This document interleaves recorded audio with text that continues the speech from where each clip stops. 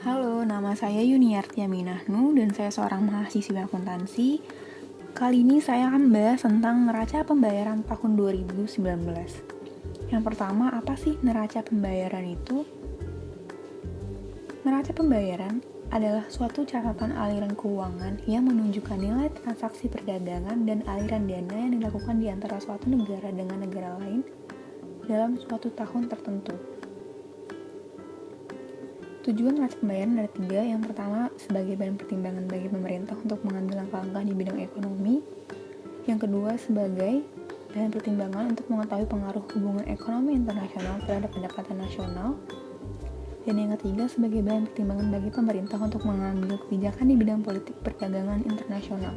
Komponen neraca pembayaran pertama, neraca transaksi berjalan, neraca transaksi modal, dan neraca tunai. Surplus, defisit, dan seimbang. Yang pertama, surplus adalah apabila suatu negara lebih banyak menerima daripada mengeluarkan dalam transaksi luar negerinya. Sedangkan defisit adalah sebaliknya, yaitu apabila pengeluaran luar negeri yang dilakukan penduduk suatu negara melebihi jumlah penghasilan suatu negara.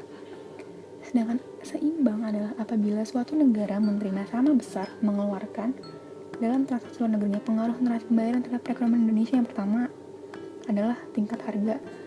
Neraca pembayaran yang surplus dapat menyebabkan bertambahnya uang yang beredar di masyarakat, sedangkan apabila defisit akan mengurangi jumlah uang yang beredar. Yang kedua, tingkat kurs. Dalam penyeimbangan melalui tingkat kurs ini adalah devaluasi untuk defisit dan revaluasi untuk surplus. Sedangkan yang ketiga, sektor moneter, yaitu neraca pembayaran menganggap bahwa timbulnya ketidakseimbangan neraca pembayaran karena ketidakseimbangan portofolio, yaitu saldo kas yang terjadi berbeda dengan saldo kas yang dimiliki masyarakat. Berikut adalah laporan neraca pembayaran Indonesia triwulan 4 tahun 2019. Berikut merupakan grafik dari NPI Indonesia.